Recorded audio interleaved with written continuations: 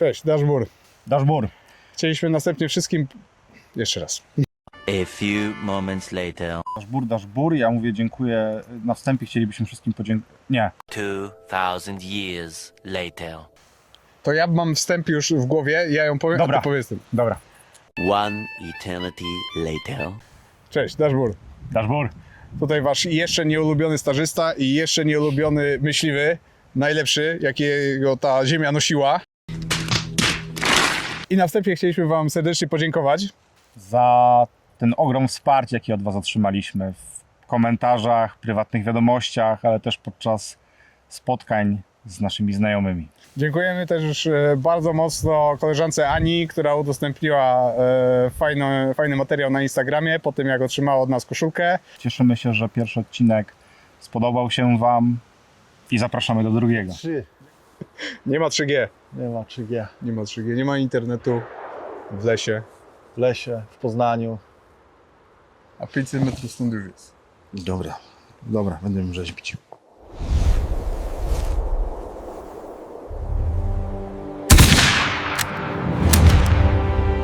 Cześć, Dashboard. Dashboard. Jesteśmy dzisiaj na strzelnicy Lizawka w Poznaniu. Gdzie jak co roku spotykamy się, żeby przeprowadzić zebranie takie informacyjne zasad bezpiecznego postępowania podczas polowań zbiorowych, jak obchodzić się z bronią, na co zwrócić szczególną uwagę podczas polowania, podczas przemieszczania się. W dniu dzisiejszym mieliśmy okazję uhonorować dwóch naszych członków koła, którzy mogą poszczycić się 50-letnim stażem w Polskim Związku Łowieckim i również w naszym kole. Następnie poszliśmy na strzelnicę, gdzie każdy z nas musiał przestrzelać swoją broń, by mieć pewność, że można ją bezpiecznie użytkować. Ja również strzelałem dzisiaj ze sztucera i strzelałem dzisiaj z boka. To jego pierwszy raz. Pierwszy raz z boka strzelałem i pierwszy raz dostałem główki prosto w oko. Nie zaglądajcie w lufy podczas otwierania i łamania broni, bo ejektory wywalają te łuski całkiem mocno. I dodatkowo I udało mi się też strzelić w tarczę nie moją. Co? Nie, Tak. kolegi po prostu. Szymon miał ustawioną dość mocną krotność i podczas oddania pierwszego strzału broń delikatnie mu się przesunęła, korygując, nie zmniejszył krotności, w związku z tym był przekonany, że oddaje strzał do swojego celu. Okazało się, że był to cel obok, więc wskazówka. Ale były to strzały celne. Były to Tak czy strzały inaczej. celne, natomiast wskazówka, miej pewność, że zawsze strzelasz do celu, który jest twoim celem i który wybrałeś. Dlatego w przypadku, jeżeli podczas strzału broń się przesunie na statywie, zmniejsz krotność i upewnij się, że celujesz do tego celu, który jest twoim celem. Przygotuj się do tego zawsze odpowiednio. Daj sobie czas, jesteś na strzelnicy. Ja strzelam. Tak, strzelasz do Roberta Tarczy. Aha. No tak, teraz widać. Więc mamy tutaj czas na to, żeby ze spokojem przygotować się do oddania strzału i przygotować sobie wszystko tak, żeby mieć pewność, że ten strzał będzie celny i żadne inne czynniki nie będą nam w tym przeszkadzać. No ja tego nie zrobiłem, dlatego strzelałem nie do swojego rogacza. Na egzaminie byłbym uwalony, bo to by było jako nierozpoznanie celów. Tak. Więc mnie by egzaminator wtedy uwalił. No ale po to się ćwiczy na strzelnicy, a nie ćwiczy na egzaminie. A nie w lesie, żeby mieć pewność, żeby jak mylić posługiwać cele. się bronią. Tak, żeby byli cele. No, a bok, pierwszy raz strzelałem, całkiem fajna zabawa, polecam. Nad nią. Właśnie próbowałem Nad nią, nie pod nią. na tym Za wysoko, teraz za mocno wyprzedziłem. Tak. Jeżeli chcemy się pobawić, od tego jest właśnie strzelnica. Mamy rzutki, mamy makiety stojące tarcz, mamy makiety poruszających się tarcz, więc naprawdę można spędzić cały dzień świetnie się bawiąc. i ćwicząc swoje umiejętności. Od tego właśnie jest strzelnica i wszystkich gorąco zachęcamy i zapraszamy, odwiedzajcie strzelnicę, jeżeli chcecie postrzelać. Las jest od tego, żeby mieć pewność, że to, co pozyskujemy, w jaki sposób pozyskujemy, że mamy pewność, że mierząc te zwierzęcia jesteśmy gotowi i jesteśmy przygotowani do tego, żeby oddać bezpieczny strzał, a strzelnica jest do tego, żeby upewnić się, że wiemy, że nasza broń jest odpowiednio strzelana, a przy okazji możemy się świetnie pobawić i od tego właśnie strzelnica. Pozdrawiamy Was serdecznie.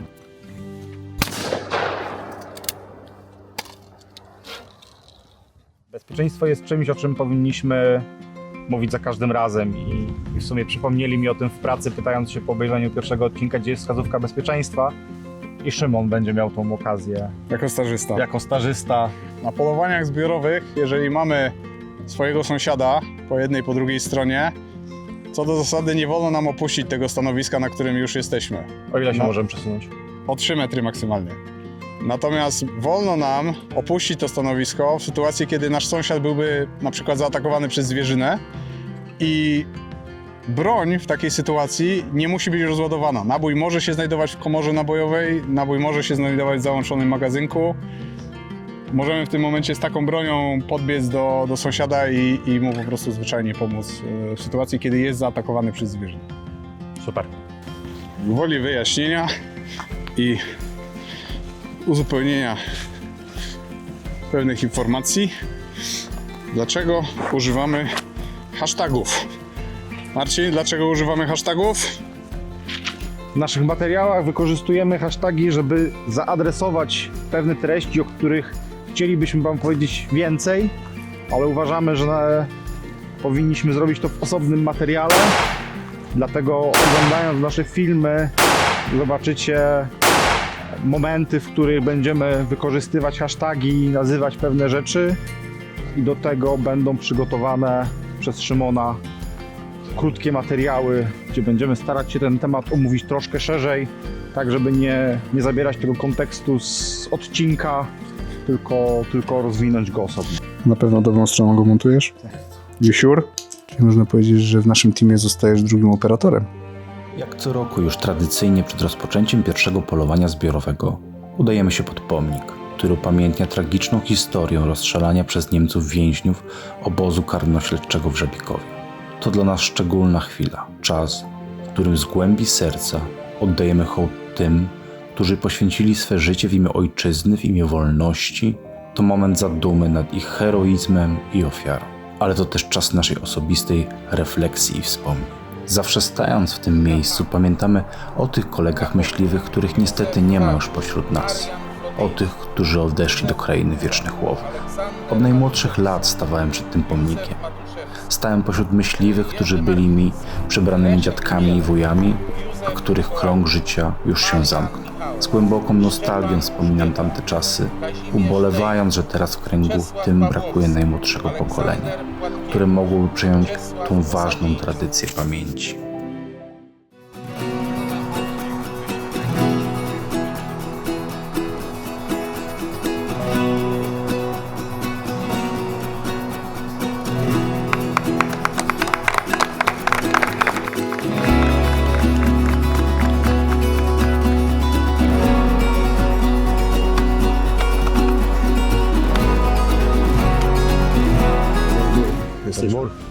Jesteśmy właśnie na Zwyżce, na pierwszym polowaniu zbiorowym.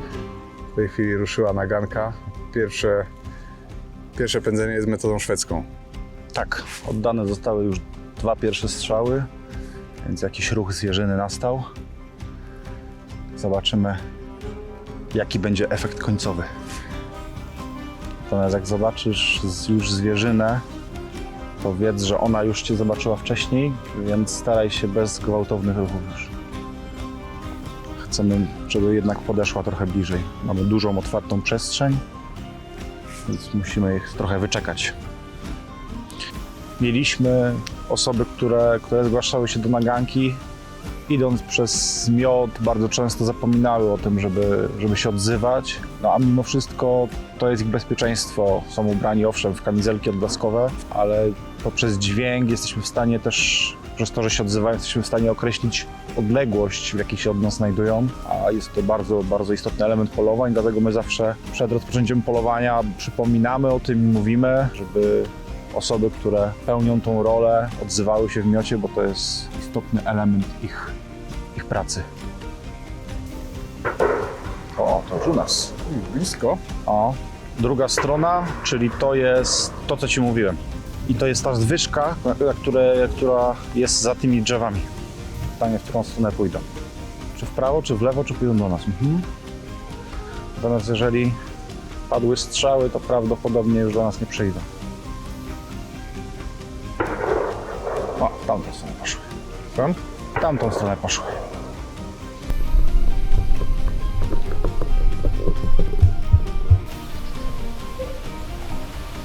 Stawianka wyszła tamtędy.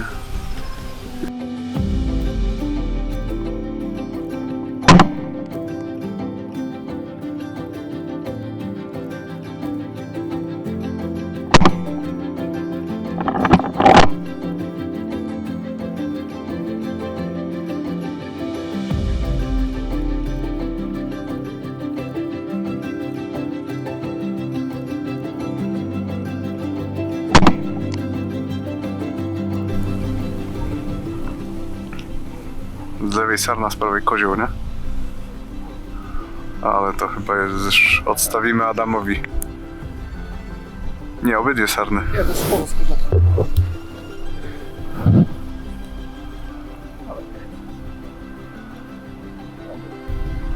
A to są te, co znamy. Naszych nie ten. Mam porę, to bym strzelił, a to jest laki. To jest laki, ale to jest strzelił na okoźlaka, nie? Pomeczko wyszło. No, elegancko teraz. Właśnie w słońcu widać, wiesz, kolorki. O, ale pięknie. Będzie z ciebie dobre ujęcie. Tak, mówiliśmy o polowaniach szwedzkich. No, jakby jednym z atrybutów, o którym już powiedzieliśmy, elementów w sumie, o którym już sobie powiedzieliśmy, jest to, że polujemy z ambon i z zasiadek. Ale co jeszcze jest istotnego w polowaniach szwedzkich, co odróżnia je od polowań pędzonych? Że możesz stosować krotność większą niż 3. Tak.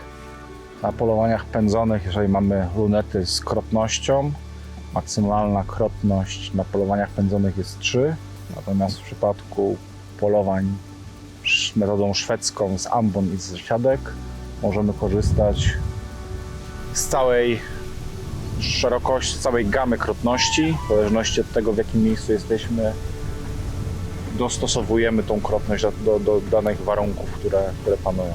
Natomiast z własnego doświadczenia, nawet jak mamy lunetę z krotnością 2,8-3, to podczas polowań pędzonych niestety są takie mioty, gdzie myśliwi stają bardzo blisko zagajników, młodników i takie lunety bardzo często nie zdają egzaminu, bo ta luneta mimo wszystko ma zbyt duże w dalszym ciągu to przybliżenie. Jeżeli dzik wychodzi prosto na ciebie, to bardzo trudno go złapać, trzeba go odpuścić, trzeba dać trochę więcej mu odejść, żeby to łatwiej było nam tą zwierzynę w takim modliku złapać. Wtedy zdecydowanie lepszą opcją są biegówki, gdzie krotność zaczyna się od 1,5. A kolimatory? Tak, kolimatory tak samo. To są właśnie głównie pod polowania pędzone. Jeszcze godzinę? No. O kurde. No chyba, że coś zrobią wcześniej. Tu chyba jednak wyjmę sobie ten elektryczny koc. Tutaj była nasza zwyżka.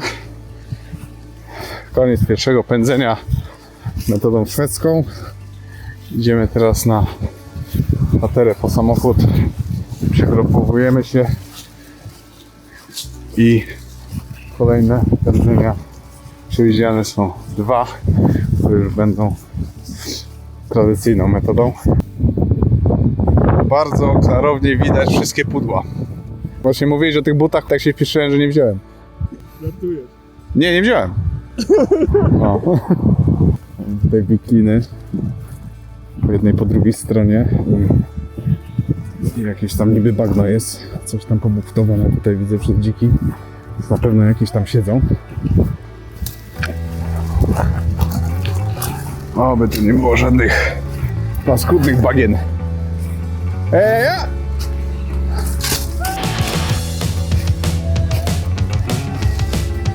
Ja! Ja! Broken dreams, but from TV screens. Sit and wish your lives away. Hej! You'll never guess who won the Czarna. lottery. Yeah, it wasn't me, I guess again.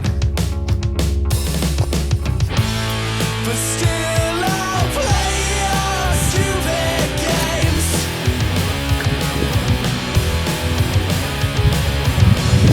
Ja!